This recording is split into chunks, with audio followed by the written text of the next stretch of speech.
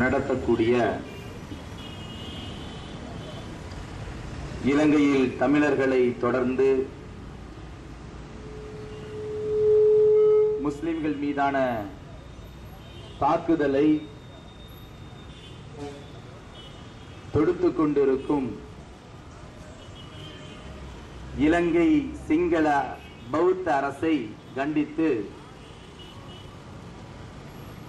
இன்றைய தினம் மாபெரும் ஒரு ஆர்ப்பாட்டம் நடந்து கொண்டிருக்கின்றது. இந்த ஆர்ப்பாட்டத்திற்கு வருகின்றிருக்கும் உங்கள் அனைவருக்கும் அஸ்ஸலாமு அலைக்கும் வரஹ்மத்துல்லாஹி வபரகாத்துஹு. பிரியமானவர்களே, இந்த கண்டன ஆர்ப்பாட்டமானது முஸ்லிம்களை தாக்கிவிட்டார்கள், உடனே இலங்கைக்கு எதிரான ஆர்ப்பாட்டத்தை பாப்புலர் ஃப்ரண்ட் ஆஃப் இந்தியா நடத்துகின்றது என்பதாக நினைத்துவிடக் கூடாது. பொதுவாகவே பாப்புலர் ஃப்ரண்ட் ஆஃப் இந்தியா மனித உரிமை மீறல், போர்க்குற்றம், சர்வாதிகாரம், இன அழிப்பை அங்கீகரிப்பதில்லை. ஆக தொடர்ந்து இலங்கையுடைய விஷயத்திலே பாப்புலர் ஃப்ரண்ட் ஆஃப் இந்தியா தொடர்ந்து போராட்டத்தை நடத்தி கொண்டே இருக்கின்றது. பொதுவாகவே இலங்கை அரசு ஒரு பாசிச சிந்தனையுடைய அரசு. கடந்த வருடம் ஜூலை மாதம் சென்னையிலே அனைத்து மத தலைவர்களும், அனைத்து அரசியல் இயக்க தலைவர்களும் ஒன்று கூடி ஒரு கூட்டமைப்பை ஏற்படுத்தி மிக பெரிய அளவிலான ஒரு ஆர்ப்பாட்டத்தை கடந்த ஜூலை 4வது வாரத்திலே தமிழகத்தின் தலைநகரமாக சென்னையிலே நாம் நடத்தினோம். அதிலே முக்கிய கோரிக்கை என்னவென்றால், இலங்கையிலே தமிழர்களை அழித்தொழித்து ஒரு இன அழிப்பை நடத்தி அதை தொடர்ந்து அங்கிருக்கக்கூடிய வழிபாட்டு தலங்களான கிறிஸ்தவ ஆலயம், இந்துக்கள் வணங்கக்கூடிய கோயில்கள், முஸ்லிம்களுடைய வழிபாட்டு தலங்கள், இந்த அடையாளங்களை எல்லாம் தகர்த்தெறிந்து வந்து கொண்டிருக்கின்றது இலங்கை அரசு என்பதாக அதை கண்டித்து ஒரு மாபெரும் ஆர்ப்பாட்டத்தை நாம் நடத்தினோம். இலங்கை அரசு கடந்த 36 ஆண்டுகளாக தமிழ் மக்களை அழித்துக் கொண்டிருக்கின்றது. 36 ஆண்டுகளாக 1,40,000 தமிழ் மக்களை அழித்தொழித்து, இனியும் அழித்தொழித்து, அழித்து அழித்து சிங்கள இனம் மட்டும்தான் அங்கே வாழ வேண்டும் என்ற சிந்தனையிலே செயல்பட்டுக் கொண்டு அதனை தொடர்ந்து முஸ்லிம்களை அழிப்பதற்கான முயற்சியை கடந்த காலங்களிலே நடத்தி கொண்டிருக்கின்றது. நான் ஆரம்பத்திலே ஒரு விஷயத்தை சொன்னேன். பாப்புலர் ஃப்ரண்ட் ஆஃப் இந்தியா முஸ்லிம்களுடைய பாதிப்பை வலியுறுத்தி மட்டும் போராட்டம் நடத்தவில்லை. இந்த போராட்டத்தின் அடையாளத்திலே ஒரு அறிவிப்பு உண்டு. என்னவென்றால், கடந்த 36 ஆண்டுகளாக நம்முடைய தமிழினம் போராடிக் கொண்டிருக்கின்றது. அங்கே பிரித்தாளும் சூழ்ச்சியிலே தமிழர்களையும் முஸ்லிம்களையும் பிரித்து தன்னுடைய இன அழிப்புக்கு சாதகமான சூழ்நிலையை ஏற்படுத்தியது பாசிச சிங்கள இலங்கை அரசு. இதற்கு முற்றுப்புள்ளி வைக்கும் விதத்திலே இனி வரக்கூடிய காலகட்டங்களில் தமிழர்களும் முஸ்லிம்களும் ஒன்றிணைந்து இலங்கை அரசுக்கு எதிராக போராட்டம் நடத்துவதற்கான அறிகுறிதான் இங்கே நடந்து கொண்டிருக்கக்கூடிய அடையாள கண்டன ஆர்ப்பாட்டம் என்பதை பிரியமானவர்களே இங்கே நாம் புரிந்து கொள்ள வேண்டும். இனி வரக்கூடிய நாட்களில் அங்கே இலங்கையிலே தமிழர்களும் முஸ்லிம்களும் ஒன்றிணைந்து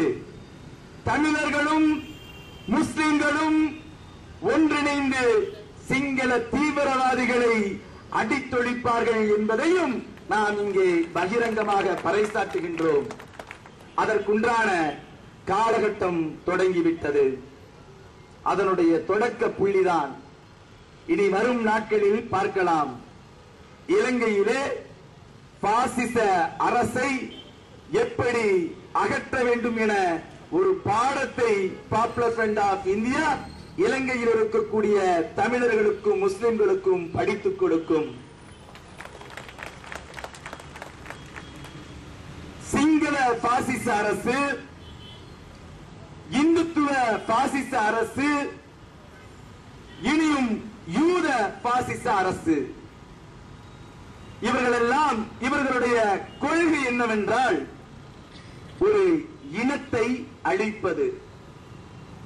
முஸ்லிம்கள் என்றால் இந்திய நாட்டில் அவர்கள் இருந்துவிடக் கூடாது, மொத்தமாக அவர்கள் அழிந்துவிட வேண்டும், அவர்களுக்கு சம உரிமை வழங்கிவிடக் கூடாது, அவர்களுக்கு நீதி வழங்கிவிடக் கூடாது, அவர்களுக்கு பாதுகாப்பு இருந்திடக் கூடாது, அவர்களுக்கு சுதந்திரம் இருந்திடக் கூடாது, இந்த நாட்டில் அவர்கள் அடிமையாக வாழ வேண்டும் என செயல் திட்டத்தையும் கொள்கையையும் வகுத்து செயல்பட்டுக் கொண்டிருக்கின்றது ராட்சசிய சுயம் சேவா சங் RSS.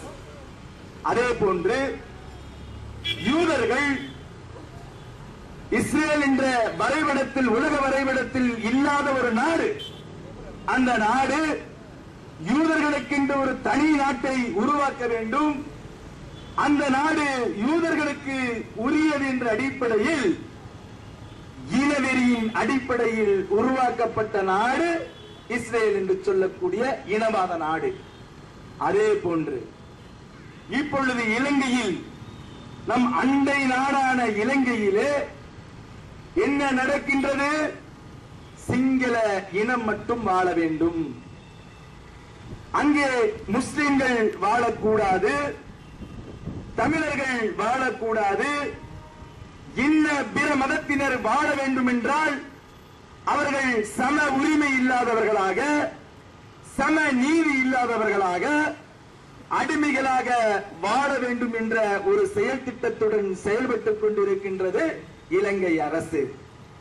ஆக இந்த நாட்டிலே முஸ்லிம்களுக்கு எதிராக, சிறுபான்மை தலித்துகளுக்கு, பிற்படுத்தப்பட்ட மக்களுக்கு, தாழ்த்தப்பட்ட மக்களுக்கு எதிராக செயல்படக்கூடிய RSS ஒன்று, உலக ரவுடியாக செயல்படக்கூடிய யூதர் சியோனிஸ்ட் என்று சொல்லக்கூடிய கொள்கைவாதி யூத நாடும் ஒன்று, யூதர்களும் ஒன்று, அதே போன்று சிங்கள பௌத்தர்களும் ஒன்று. ஆக மூன்று எதிரிகளையும் பாசிசவாதிகளையும் அகற்றுவது இந்த நாட்டில் வாழ்ந்து கொண்டிருக்கக்கூடிய ஒவ்வொரு குடிமகனுடைய கடமை என்பதை இந்த தருணத்திலே நான் பறைசாற்றுகின்றேன். பிரியமானவர்களே, இலங்கையிலே என்ன நடக்கின்றது? 36 ஆண்டுகளாக 1,40,000 தமிழர்களை கொண்டொழித்தான். அவனுக்கு வெளியேறவில்லை, இனியும் கொள்ள வேண்டும் என்ற சிந்தனையோடு அங்கு இருக்கக்கூடிய மக்களை எல்லாம் அகதி முகாமிலே அகற்றி எந்த அளவுக்கு அங்கே கொடுமைகளை கட்டமைத்து விடுகின்றான் என்றால், அவர்களுக்கு அடிப்படை தேவைகளை பூர்த்தி செய்து கொடுக்கவில்லை. அவர்கள் இன்னும் அச்சத்திலே வாழ்ந்து கொண்டிருக்கின்றார்கள். இந்த நிலை முடிவுக்கு வருவதற்கு முன்பே தொடர்ந்து அங்கு இருக்கக்கூடிய வழிபாட்டு தலங்களை எல்லாம் கணக்கெடுக்கின்றான்.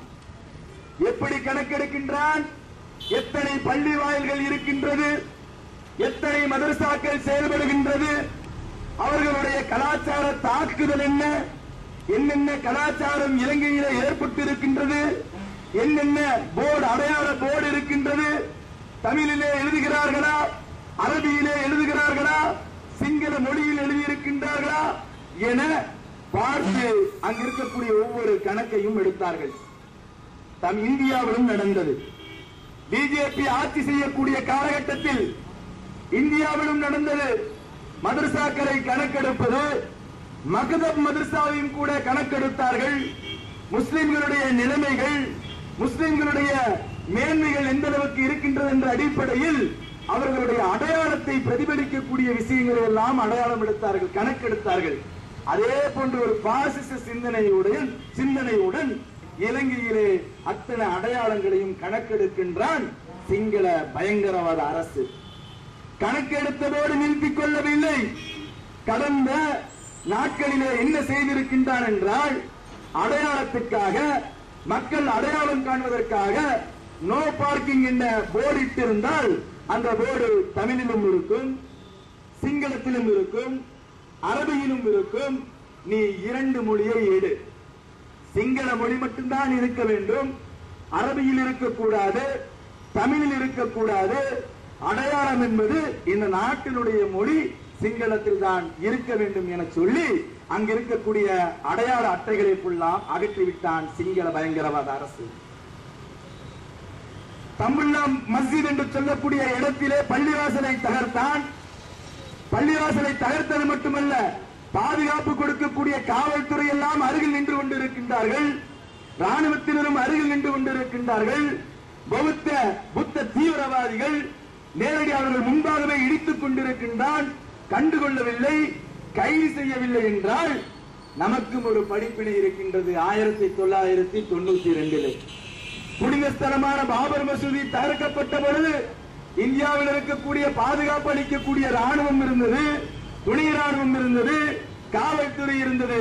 யாருமே கண்டுகொள்ளவில்லை. அதே போன்று தம்புல்லா மஸ்ஜித் இடிக்கக்கூடிய நேரத்திலே சிங்கள வெறியர்கள், பௌத்த பயங்கரவாதி அவன் இடிக்கும் பொழுது அங்க இருக்கக்கூடிய காவல்துறை பார்த்துக் கொண்டிருந்தது, ஒன்றும் செய்யவில்லை. ஆக பள்ளிவாசல்களை இடிக்கின்றான், கோயில்களை இடிக்கின்றான், கிறிஸ்தவ ஆலயங்களை இடிக்கின்றான். என்னவென்றால் அங்கு சிங்களர்கள் மட்டும்தான் வாழ வேண்டும், சிங்களர்களுடைய அடையாளம் மட்டும்தான் மேலோங்க வேண்டும் என்ற ஒரு சிந்தனையில், மதவாத சிந்தனையில் செயல்படுகின்றது சிங்கள பௌத்த தீவிரவாத அரசு. இதோடு நிறுத்திக் கொள்ளவில்லை. சமீபத்திலே ஹராம் ஹலால் என்ற ஒரு ஐடென்டிஃபை, ஒரு பொருளை வாங்க வேண்டும் என்றால் அந்த பொருளுடைய தரத்தை ஹராமாக இருக்கின்றதா, ஹலாலாக இருக்கின்றதா, முஸ்லிம்கள் இதை பயன்படுத்தலாமா, இதை பயன்படுத்துவதிலே இதில் ஏதாவது தடை இருக்கின்றதா என்ற அடிப்படையில் ஒரு சான்றிதழை கொடுப்பார்கள் அங்க இருக்கக்கூடிய உலமாக்கள். அந்த சான்றிதழை கொடுப்பார்கள். என்ன இது ஒரு புது சட்டம், ஹராம் ஹலால் என்று சொல்லக்கூடிய பொருளுக்கு அங்கீகாரம் கொடுக்கக்கூடிய புது சட்டம் எதற்கு என்ற அடிப்படையில் பாராளுமன்றத்திலே தீர்மானத்தை நிறைவேற்றி அதற்கு தடை விதித்தான் சிங்கள அரசு. சிங்கள பயங்கரவாத அரசு தமிழர்களை தொடர்ந்து தாக்குதல் தொடுத்ததை தொடர்ந்து இப்பொழுது யார் மீது அவனுடைய பார்வை இருக்கின்றது என்றால் முஸ்லிம்கள் மீது அவனுடைய பார்வை இருக்கின்றது. தடை விதித்து ஹராம் ஹலால் முறை அங்கிருந்து அப்புறப்படுத்தப்பட்டது, அதனுடைய அடையாளம் அப்புறப்படுத்தப்பட்டது. அது மட்டுமல்ல, பொதுபல சேனா என்று சொல்லக்கூடிய சிங்கள தீவிரவாத இயக்கம் எப்படி இந்தியாவில் RSS செயல்படுகிறதோ, எப்படி இஸ்ரேலில் யூதர்களுடைய மொசாத் செயல்படுகின்றதோ, அதே போன்ற ஒரு செயல்பாடை இலங்கையிலே பொதுபல சேனா என்று சொல்லக்கூடிய ஒரு தீவிரவாத இயக்கம் அது பகிரங்கமாக சொல்லுகின்றது. என்ன சொல்லுகின்றது என்றால், எங்களுக்கு இது முதல் வெற்றி. ஹராம் ஹலால் தடை செய்யப்பட்டது, அதனுடைய அடையாளத்தை அகற்றியது, சட்டம் கொண்டு வந்தது எங்களுக்கு கிடைத்த முதல் வெற்றி. அடுத்தது எங்களுக்கு எதன் மீது எங்களுடைய பார்வை இருக்கும் என்றால், இஸ்லாமிய பெண்கள் போடக்கூடிய பருதாவை நாங்கள் மாற்றி அமைப்போம், ஹிஜாப் முறையை நாங்கள் மாற்றி அமைப்போம் என பகிரங்கமாக சொல்லுகின்றான். ஒரு கல்லூரியிலே ஆசிரியை அவர்கள் பருதா அணிந்து வருகிறார்கள். அந்த ஆசிரியரிடத்திலே புத்த தீவிரவாதி ஒருவன் சொல்லுகின்றான் என்னவென்றால், ஹராம் ஹலால் விஷயத்தில் எங்களுக்கு கிடைத்தது முதல் வெற்றி. அடுத்தது நீங்கள் போடக்கூடிய பருதாவை நாங்கள் அகற்றக்கூடிய சட்டத்தை கொண்டு வருவோம், அதற்கான முயற்சி எடுப்போம் என்று சொல்லக்கூடிய நேரத்திலே அந்த ஆசிரியை குறிப்பிட்டிருக்கின்றார், என்னுடைய உடலை அலங்கரிக்கக்கூடிய இந்த பருதாவை எங்களுடைய உயிர் இருக்கும் வரை அகற்ற முடியாது என அங்கு இருக்கக்கூடிய பெண் சொல்லி இருக்கின்றார் என்றால் நிச்சயமாக நாங்கள் சொல்லுகின்றோம், இலங்கை பயங்கரவாத அரசுக்கு நாங்கள் சொல்லுகின்றோம், ஒரு நாள் அண்டை நாடான இலங்கையில் இதை போன்ற ஒரு நிலையை நீங்கள் மேற்கொள்வீர்கள் என்றால் இந்தியாவில் வீதிதோறும் எங்கள் போராட்டம் நடக்கும், நடப்பது மட்டுமல்ல வீதிமிக்க போராட்டம் நடக்கும். எங்களுடைய பெண்களும் எங்களுடைய குழந்தைகளும் மிகப்பெரிய அளவிலான முற்றுகையை நடத்துவார்கள், தேவைப்பட்டால் இலங்கைக்கு செல்லக்கூடிய முயற்சியை மேற்கொள்வார்கள் என்பதை இந்த தருணத்தில் நாங்கள் தெரிவித்துக் கொள்கிறோம். ஆக இதை போன்ற ஒரு தீவிரவாத சிந்தனையிலே செயல்படுகின்றான். அது மட்டுமல்ல, திடீர் தாக்குதல். அங்கே சட்டக்கல்லூரி மாணவர்கள் அவர்களுடைய வெற்றி தோல்வி மார்க்கை அறிவிக்கக்கூடிய நேரத்திலே புத்த தீவிரவாதிகள் அந்த கல்லூரி விடக்கூடிய நேரத்திலே வந்து அனைத்து மாணவர்களையும் அங்கிருக்கக்கூடிய மாணவர்கள் மீதெல்லாம் தாக்குதல் நடத்துகின்றார்களாம். என்ன காரணம் என்றால், முஸ்லிம்களுக்கு நீங்கள் அதிகமாக மார்க்கை மதிப்பெண்ணை உயர்த்தி இருக்கின்றீர்கள், அங்கே படிக்கக்கூடிய கல்லூரி மாணவர்களான முஸ்லிம்களுக்கு அதிகப்படியான மதிப்பெண்ணை உயர்த்தி இருக்கின்றீர்கள் என நாங்கள் கேள்விப்பட்டோம், அதனால் நாங்கள் அடிக்கின்றோம் என்று சொல்லக்கூடிய ஒரு அடக்குமுறையும் அராஜகத்தையும் அங்கே நிகழ்த்தி கொண்டிருப்பதை நாம் பார்க்க முடிகிறது. இப்படிப்பட்ட கொடுமைகள் எல்லாம் நடந்து கொண்டிருக்கக்கூடிய நேரத்திலே, இப்படிப்பட்ட அநியாயங்கள் எல்லாம் நடந்து கொண்டிருக்கக்கூடிய நேரத்திலே ராஜபக்சே அரசு ஒரு அறிக்கையை விடுகின்றது. என்னவென்றால், இப்படி பொதுபல சேனா போன்ற இயக்கங்கள் எல்லாம் என்னுடைய அரசுக்கு களங்கம் ஏற்படக்கூடிய விதத்திலே நடக்கின்றது என்ற ஒரு செய்தியை சொன்னது. அதற்கு மறுநாள் மறுப்பை கொடுக்கின்றான் ராஜபக்சேவனுடைய சகோதரன். அவன் கொடுக்கின்றான் என்னவென்றால், அவன் தான் அங்கே உள்துறை அமைச்சர், பாதுகாப்பு அமைச்சர். அவன் சொல்லுகின்றான், என்ன சொல்லுகின்றான் என்றால், இதை போன்ற சிங்கள பொதுபல சேனா போன்ற அமைப்பினர்கள் தான் இந்த நாட்டுக்கு தேவையானவர்கள், என்னுடைய கனவை நிறைவேற்றக்கூடியவர்களாக இருக்கின்றார்கள் என அவர்களுக்கு அந்த தீவிரவாத இயக்கத்திற்கு சாதகமான அடிப்படையில் பேசுகின்றான் என்றால், அங்கே செயல்படுகின்ற அரசு, இலங்கை அரசு தீவிரவாதத்துக்கு ஆதரவு கொடுப்பது மட்டுமல்ல, அரசியல் தீவிரவாத அரசு என மீண்டும் உறுதிப்படுத்தக்கூடிய ஒரு நிலையை பார்க்க முடிகிறது.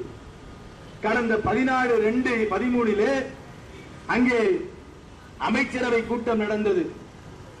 ஆலரி மாளிகையிலே அமைச்சரவை கூட்டத்திலே ராஜபக்சே ஒரு கேள்வியை அங்க இருக்கக்கூடிய மந்திரிகளிடத்திலே ஒரு கேள்வியை கேட்கின்றான். என்ன கேள்வி தெரியுமா? முஸ்லிம்களோட அமைச்சர்கள் எல்லாம் பார்த்து ஒரு கேள்வியை கேட்கின்றான். என்ன கேள்வி என்றால், நீங்கள் குனூத் ஓதுகின்றீர்களாமா? நாம் ஃபஜ்ருடைய தொழுகையிலோ அல்லது வித்ருடைய தொழுகையிலோ ஓதக்கூடிய குனூத்தை நீங்கள் ஓதுகின்றீர்களே, அந்த குனூத் ஓதுகின்ற பொழுது உங்கள் இறைவனிடத்தில் நீங்கள் ஆயுதத்தையும் கேட்பீர்களா? என ஒரு கேள்வியை கேட்டிருக்கின்றான். அமைச்சர்கள் எல்லாம் விதிவிலங்கிய நிலையிலே இப்படிப்பட்ட ஒரு கேள்வியை எப்படி கேட்கலாம்? ஒரு நாட்டினுடைய அதிபர் முஸ்லிம்களை சந்தேகப்படும் விதமாக எப்படி கேட்கலாம் என விதிவிலங்கிய நிலையிலே அதிர்ச்சியாக பார்த்திருக்கின்றார்கள். சொரணை இருக்கக்கூடிய அமைச்சர்கள் அதற்கு எதிரான கருத்துக்களை வெளியே வந்து தெரிவித்திருக்கின்றார்கள். அவனுக்கு சாதகமாக அடிமையாக வாழக்கூடிய அமைச்சர்கள் அதற்கு ஆமா போட்டு அங்கேயே அமர்ந்திருக்கின்றார்கள். இப்படிப்பட்ட ஒரு நிலைதான் இலங்கையிலே இருந்து கொண்டிருக்கக்கூடிய ஒரு அரசியல் சூழ்நிலையும் கூட. ஆக இலங்கை அரசு ஒரு இனவாத அரசு. சிங்கள இனத்தை ஊக்குவிக்க வேண்டும், சிங்கள நாட்டை உருவாக்க வேண்டும் என்பதற்காக ஒரு திட்டத்தை தீட்டி செயல்படக்கூடிய ஒரு தீவிரவாத பாசிச சிந்தனையுடைய அரசு எப்படி இந்திய திருநாட்டில் RSS அகற்ற வேண்டுமோ, உலக வரைபடத்தில் இருந்து யூத நாடான இஸ்ரேலை அகற்ற வேண்டுமோ, அதே போன்று இலங்கையிலே இருந்து கொண்டிருக்கக்கூடிய ராஜபக்சே அரசையும் அகற்ற வேண்டும், அவனுடைய வகைராக்களையும் அகற்ற வேண்டும். அதற்கான முயற்சியை பாப்புலர் ஃப்ரண்ட் ஆஃப் இந்தியா தொடர்ந்து எடுக்கும் என்பதையும் இந்த தருணத்திலே நான் தெரிவித்துக் கொள்கிறேன். ஆக இப்படிப்பட்ட அநியாயங்கள் நடந்து கொண்டிருக்கின்றது. இப்படிப்பட்ட அநியாயங்கள் நடந்து கொள்ளக்கூடிய நேரத்திலே தமிழகத்தில் இருக்கக்கூடிய தமிழர்களும் சரி, இந்த நாட்டில் வாழ்ந்து கொண்டிருக்கக்கூடிய முஸ்லிம்களும் சரி, யாரிடத்தில் முறையிடுவார்கள்? அந்த நாட்டில் யார் ஆட்சியை செய்து கொண்டிருக்கின்றார்களோ, அந்த நாட்டினுடைய அரசு யாரோ அவனிடத்தில் தான் முறையிடுவார்கள். அப்படி முறையிடக்கூடிய விஷயத்திலே மத்திய அரசு எந்த அளவுக்கு மெத்தன போக்குடன் செயல்படுகின்றது என்றால், கடந்த ஐநாவிலே ஜெனீவாவுடைய மாநாட்டிலே, மனித உரிமை மாநாட்டிலே இலங்கைக்கு எதிரான தீர்மானத்தை கொண்டு வர வேண்டும் என தமிழர்கள் எல்லாம், தமிழக அரசியல்வாதிகள் எல்லாம், சமூக ஆர்வலர்கள் எல்லாம் மத்திய அரசிடத்திலே முறையிடுகிறார்கள். இலங்கை அரசுக்கு எதிரான தீர்மானத்தை கொண்டு வாருங்கள். இலங்கையிலே 1,40,000 தமிழின மக்கள் கொல்லப்பட்டிருக்கின்றார்கள், குழந்தைகள் கொல்லப்பட்டிருக்கின்றார்கள், சொத்துக்கள் எல்லாம் சூறையாடப்பட்டிருக்கின்றது, பெண்களுக்கு பாலிய பலாத்காரம் நடந்துள்ளது என பல்வேறு விஷயங்களை நாடாளுமன்றத்திலும் போராட்டமாக நடத்துகின்றார்கள், தெருக்களிலும் போராட்டமாக நடத்துகின்றார்கள். கண்டுகொள்ளவில்லை மத்திய அரசு. வெளியுறவுத்துறை அமைச்சர் என்ன சொன்னார்? இலங்கை என்ற நாடு நம்முடைய நட்பு நாடு, அந்த நாட்டின் மீது எந்த நடவடிக்கையும் எடுக்க வேண்டாம் என்ற செய்தியை சொன்னார். உண்மையிலே இலங்கை என்பது நட்பு நாடா? 1,40,000 தமிழர்களை கொண்டொழித்த நாடு எப்படி நட்பு நாடாக இருந்துவிட முடியும்? இந்த நாட்டினுடைய கூட்டாட்சி முறையின்படி இந்த நாட்டினுடைய ஒரு அங்கம் தமிழக மக்கள், தமிழ்நாடு மக்கள் எல்லாம் குரல் கொடுக்கின்றார்கள். இலங்கைக்கு எதிரான தீர்மானத்தை கொண்டு வாருங்கள், எங்களுடைய இன மக்கள் 1,40,000 மக்கள் கொல்லப்பட்டிருக்கின்றார்கள், அவர்களுக்கு எதிரான தீர்மானத்தை கொண்டு வாருங்கள் என சொல்லும் பொழுது எந்த நடவடிக்கை எடுப்பதற்கு முன்வரவில்லை இந்திய அரசு. அதற்கு வெளியுறவுத்துறை அமைச்சர் சொல்லும் பொழுது, நம் நாடு எப்பொழுதுமே அந்நிய நாடுகளோடு நட்போடு நடப்பதோடு அண்ணனாக நடந்துக்குவதில்லை. அண்ணனாக நடந்து கொள்வதில்லை இல்லை என்றால் என்ன அர்த்தம் என்றால், அமெரிக்கா எப்படி செயல்படுகின்றது? உலகத்தில் இருக்கக்கூடிய போலீஸ் மாதிரி செயல்படுகின்றது. உலக போலீஸ் அமெரிக்கா, உலக ரவுடி இஸ்ரேல், அதுக்கு துணை போகக்கூடிய உலக போலீஸ் அமெரிக்கா எப்படி செயல்படுகின்றது? ஒவ்வொரு உள்நாட்டுடைய விஷயங்களிலும் தலையிட்டு நியாய அநியாயங்களை பார்க்காமல் உடனடியாக இஸ்லாமியர்களுடைய நாடு, முஸ்லிம்களுடைய நாடு, முஸ்லிம்கள் வாழக்கூடிய நாடு என்ற உடனே தலையிட்டு உலக போலீஸாக செயல்பட்டுக் கொண்டிருக்கின்றது அமெரிக்கா. அதே போன்ற ஒரு செயல்பாட்டை நடத்திவிட இந்தியா தயாரில்லை என்பதாக நாம் அண்ணன் போல் செயல்படுவதில்லை, பிற நாடுகளிடத்திலே பெரிய அண்ணன் போல் செயல்படுவதில்லை என பட்டவர்த்தனமாக ஒரு பொய்யை சொல்கின்றார் சல்மான் குர்ஷித் அமைச்சர் அவர்கள். உண்மையிலே பிரியமானவர்களுக்கு கூடியிருக்கக்கூடியவர்களே, இதை கேட்டுக்கொண்டிருப்பவர்களே, இது மிகப்பெரிய அநியாயம், இது அபாண்டமான பொய். இந்திரா காந்தி அம்மையார்கள் ஆட்சி செய்யக்கூடிய காலகட்டத்திலே சைனா இலங்கையோடு ஒரு உறவு ஏற்படுத்தக்கூடிய ஒரு நிலையிலே, இலங்கைக்கும் சைனாக்கும் உறவுகள் மேன்மைப்படக்கூடிய சந்தர்ப்பத்திலே இந்திரா காந்தி அவர்கள் ஒரு சூழ்ச்சியை உளவுத்துறையை வைத்து செய்கின்றார்கள். என்னவென்றால், விடுதலை புலிகளுக்கு உதவி செய்வதை போன்ற ஒரு பாவனையை செய்து தலையிட்டு இலங்கை அரசின் மீது தலையிட்டு இலங்கை அரசு பயந்து யாருடைய காலில் வந்து விழுந்தது என்றால் இந்திரா காந்தியுடைய காலில் வந்து விழுந்தது. இது வரலாறு இன்னும் உண்டு. அதே போன்று இலங்கையில் நடந்து கொண்டிருக்கக்கூடிய போருக்கு நம் நாட்டினுடைய முன்னாள் பிரதமர் ராஜீவ் காந்தி அவர்கள் அங்கு தமிழினத்தை அழிப்பதற்காக அமைதிப்படையை அனுப்பி மிகப்பெரிய அளவிலான ஒரு தாக்குதலை நடத்தினார். அப்பொழுது உள்நாட்டு விவகாரங்களில் தலையிடவில்லையா? இந்திரா காந்தி அவர்கள் உள்நாட்டு விவகாரங்களில் தலையிடவில்லையா? பெரிய அண்ணனை போல் செயல்படவில்லையா? ராஜீவ் காந்தியும் பெரிய அண்ணனை போல் செயல்படவில்லையா? பங்களாதேசிலே உள்நாட்டு போர் நடக்கக்கூடிய நேரத்திலே அதிலே தலையிட்டு அங்க இருக்கக்கூடிய மக்களை, உள்நாட்டு மக்களை கொண்டொழித்தார்களே பங்களாதேசில், அப்பொழுது உள்நாட்டு விவகாரங்களில் தலையிடவில்லையா? இப்படி எல்லா நேரங்களிலும் உள்நாட்டு விவகாரங்களில் தலையிட்டு பெரிய பாசாக செயல்பட்டிருக்கின்றது இந்தியா. ஆனால் தமிழின மக்கள் பாதிக்கின்றார்கள், தமிழினம் அழிக்கப்படுகின்றது என்ற குரல் எழுப்பக்கூடிய நேரத்தில் மட்டும் நாங்கள் மற்ற நாடுகளோடு நட்புறவை பேணுகின்றோம், பெரிய அண்ணனை போல் செயல்படுவதில்லை என ஒரு அபாண்டமான ஒரு வாக்கை தருகின்றார் நம்முடைய வெளியுறவு அமைச்சர் சல்மான் குரேஷித் அவர்கள். அது மட்டுமல்ல, எப்படி என்றால், எப்படி அவர்கள் குறிப்பிடும் பொழுது கடந்த காலங்களிலே நாடாளுமன்றத்திலே ஒரு தீர்மானம் எடுத்திருக்கின்றோம். என்ன தீர்மானம் என்றால், அந்நிய நாட்டின் விவகாரத்தில் தலையிடுவதாக இல்லை என்று. அதற்கு ஒரு பின்னணி இருக்கின்றது பிரியமானவர்களே. இந்தியா அந்நிய நாட்டின் விவகாரங்களில் தலையிடுவதில்லை என ஒரு தீர்மானத்தை எடுப்பதற்கு என்ன காரணம் என்றால், இந்த நாட்டில் வாழ்ந்து கொண்டிருக்கக்கூடிய மக்கள் அழித்தொழிக்கப்படுகிறார்கள். மணிப்பூரிலே பழங்குடியின மக்கள் கூட்டம் கூட்டமாக அழிக்கப்படுகிறார்கள். கிராம மக்களை அழித்தொழிக்கின்றார்கள். அவர்களுக்கு அடிப்படை வசதிகள் கூட செய்து தராமல் ராணுவத்தை ஏவி அங்கு இருக்கக்கூடிய மக்கள் அடிமைப்படுத்தப்படுகிறார்கள். நாகாலாந்திலே இதே போன்ற நிலைதான் நடக்கின்றது. காஷ்மீரில் இருக்கக்கூடிய முஸ்லிம்கள் சுதந்திரமாக இருக்கின்றார்களா? அங்கு இருக்கக்கூடிய பெரும்பான்மையான பெண்கள் தங்களுடைய கற்பை பறிகொடுத்து வாழ்கின்றார்கள். ராணுவத்தினர் இப்படி பேசுகின்றார்களாம். என்ன பேசுகின்றார்கள் என்றால், காஷ்மீரில் இருக்கக்கூடிய பெண்கள் மிக அழகானவர்கள், அவர்கள் பெரும்பான்மையான பெண்களை நாங்கள் கற்பழித்திருக்கின்றோம், எங்களுக்கு இருப்பதற்கு அவர்களை கற்பழிக்கும் பொழுது எங்களுக்கு தடையாக இருப்பதென்றால் அவர்கள் அணிந்திருக்கும் ஆடை என்பதாக குறிப்பிடக்கூடிய விதத்திலே இந்திய ராணுவம் காஷ்மீரில் இருக்கக்கூடிய மக்களை, உள்நாட்டு மக்களை அழித்தொழிப்பதும், பெண்களை கற்பழிப்பதும், சுட்டுத் தள்ளுவதும் காஷ்மீரிலே ஒரு சங்கமே இருக்கின்றது. என்ன சங்கம் என்றால், ஆழக்காண்டு கண்டுபிடிக்கக்கூடிய ஒரு சங்கம். ஆழக்காண்டு சொல்லுச்சுன்னா அந்த சங்கம் ஒரு பெரிய ஆழக்காண்டு ஒரு பெரிய சங்கமே இருக்கின்றது. இதை போன்ற ஒரு கொடுமைதான் காஷ்மீரிலே நடந்து கொண்டிருக்கின்றது. அந்நிய நாடுகள், வெளிநாடுகள் இருக்கக்கூடிய வெளிநாடுகள் இந்தியாவில் நடக்கக்கூடிய மனித உரிமை மீறல் நாகாலாந்திலும் நடக்கின்றது, மணிப்பூரிலும் நடக்கின்றது, காஷ்மீரிலும் நடக்கின்றது.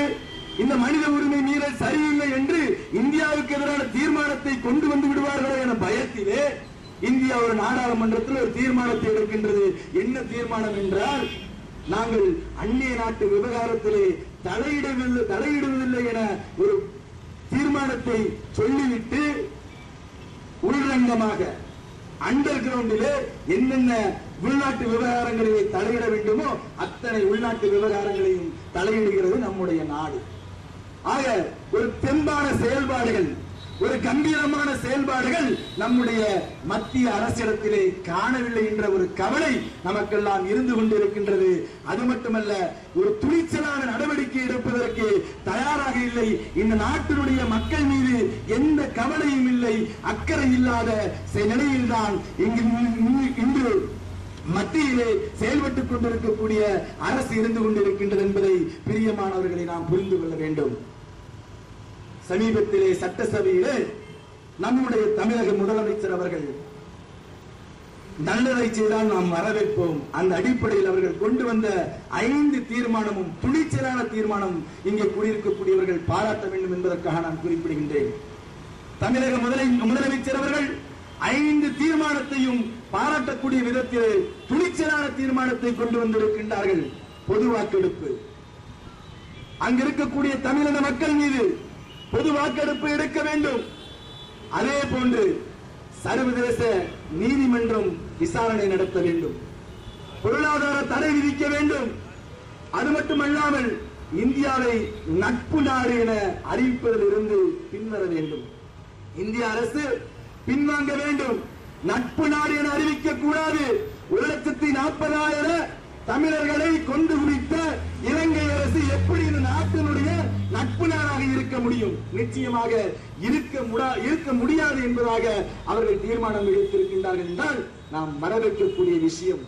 இதைத்தான் கடந்த 2 வாரத்துக்கு முன்பு நாம் சென்னையிலே ஒரு ஆர்ப்பாட்டத்தை நடத்தும் பொழுது நாம் இதை தெரிவித்தோம். இந்திய அரசே முன்வர வேண்டும். ஒரு பொது வாக்கெடுப்பு நடத்துவதற்கான முயற்சியை அமெரிக்காவை சார்ந்து வரக்கூடாது. அமெரிக்கா எடுக்கக்கூடிய தீர்மானம் ஈர்த்து போகக்கூடிய தீர்மானம். அவனே இந்த நாட்டினுடைய இந்த உலகத்துடைய மிகப்பெரிய ரவுடி, பாசிசவாதி. அவன் கொண்டு வரக்கூடிய தீர்மானம் எப்படி இருக்கும்? மக்களுக்கு பாதுகாப்பு கொடுக்கக்கூடிய விதத்தில் இருக்குமா? மக்களுக்கு சாதகமான அடிப்படையில் இருக்குமா? நிச்சயமாக இருக்காது. ஏனென்றால் அவன்தான் ஆயுதம் கொடுத்து அடிக்க சொன்ன வரிசையில் பார்க்கக்கூடிய நேரத்தில் அமெரிக்காவும் ஒருவன். ஆக அவன் கொண்டு வரக்கூடிய தீர்மானம் நீர்த்து போகக்கூடிய தீர்மானம் என நாம் 2 வாரத்துக்கு முன்பு முழக்கமாக நாம் வைத்தோம். இந்திய அரசு இங்கிருந்து தீர்மானத்தை கொண்டு போக வேண்டும். இந்திய அரசு கொண்டு போக வேண்டும் என தீர்மானத்தை நாம் முன்னிறுத்தினோம். ஆக பிரியமானவர்களே, மத்திய அரசு இலங்கை மீதான உறவுகளை துண்டிப்பதோடு, பொருளாதார தடை விதிப்பதோடு, பொது வாக்கு நடத்துவதோடு, தற்பொழுது இலங்கையில் இருக்கக்கூடிய தமிழர்களை தொடர்ந்து முஸ்லிம்களை அழித்தொழிக்கக்கூடிய இந்த முயற்சியிலே தலையிட்டு தடுத்து நிறுத்த வேண்டும். உடனடியாக தடுத்து நிறுத்த வேண்டும். இந்திரா காந்தி அவர்கள் ஆட்சி செய்யக்கூடிய நேரத்தில் இதே போன்ற சிங்கள தீவிரவாதிகள் அங்கிருக்கக்கூடிய முஸ்லிம்களை தாக்கக்கூடிய நேரத்திலே, அங்கிருக்கக்கூடிய முஸ்லிம்களை கொந்தளிக்கக்கூடிய நேரத்திலே இங்கிருந்து அவர்கள் தலையிட்டு, மத்திய அரசு தலையிட்டு அதை உடனே தடுத்து நிறுத்து என அவர்கள் தகவலை கொடுத்தார்கள். தடுத்து நிறுத்துவதற்கான எச்சரிக்கையும் முயற்சியும் செய்தார்கள். அதே போன்ற ஒரு முயற்சியை மத்திய அரசு செய்ய வேண்டும் என இந்த கூட்டத்தின் வாயிலாக நாங்கள் தெரிவித்துக் கொள்கிறோம். ஆக இந்த கண்டன கூட்டத்தின் வாயிலாக மீண்டும் ஒரு முறை ஞாபகப்படுத்துகின்றோம். கடந்த 36 ஆண்டுகளாக தமிழின மக்கள் போராடிக் கொண்டும் கொண்டடித்துக் கொண்டும் இருக்கக்கூடிய 1,40,000 தமிழர்களை அழித்ததை தொடர்ந்து இப்பொழுது முஸ்லிம்களை அழிப்பதற்கான முயற்சியை மேற்கொண்டிருக்கின்றார்கள். இனி ஒரு விஷயத்தையும் நான் குறிப்புக்காக சொல்கின்றேன். அங்க இருக்கக்கூடிய முஸ்லிம்களுடைய பாரம்பரிய மொழி என்பது 84 ஆண்டு காலமாக அவர்களுடைய பாரம்பரிய மொழி என்பது தமிழ். பெரும்பான்மையான முஸ்லிம்கள் தமிழ் பேசக்கூடியவர்கள். நிச்சயமாக தமிழின மக்கள் அங்கே பாதித்துக் கொண்டிருக்கின்றார்கள், முஸ்லிம்களும் பாதித்துக் கொண்டிருக்கின்றார்கள். கடந்த காலத்திலே ஒரு கசப்பான அனுபவத்தின் காரணத்தினால் முஸ்லிம்களும் தமிழர்களும் தனியாக செயல்படக்கூடிய ஒரு அவல நிலை ஏற்பட்டது. இதை சாதகமாக பயன்படுத்தி தமிழர்களை கொண்டொழித்தது. அதை தொடர்ந்து இப்பொழுது இலங்கையில் இருக்கக்கூடிய முஸ்லிம்களை கொண்டொழிப்பதற்கான முயற்சியை மேற்கொள்கிறது. நிச்சயமாக அகண்ட பார்வையுடன், பரந்த பார்வையுடன் சர்வதேச அளவில் முஸ்லிம்கள் மீதான கவலையும், இந்திய அளவில் முஸ்லிம்கள் மீதான கவலையும், மாநில அளவில் முஸ்லிம்கள் மீதான கவலையும், மாவட்ட அளவில் முஸ்லிம்கள் மீதான கவலையும், கிராமங்கள் தோறும் முஸ்லிம்கள் மீதான கவலையும், தனிநபராக இருந்தாலும் முஸ்லிம்கள் மீதான கவலையை கொண்டிருக்கக்கூடிய பாப்புலர் ஃப்ரண்ட் ஆஃப் இந்தியா அண்டை நாடான இலங்கையில் பாதிக்கக்கூடிய தமிழ் முஸ்லிம்களுக்கும் தமிழர்களுக்கும் தோளோடு தோளாக நின்று போராடி அந்த பாசிச சக்தி பொதுபல சேனாவாக இருந்தாலும் சரி, சிங்கள பயங்கரவாத ராஜபக்சே அரசை அகற்றக்கூடிய போராட்டத்தில் முன்னின்று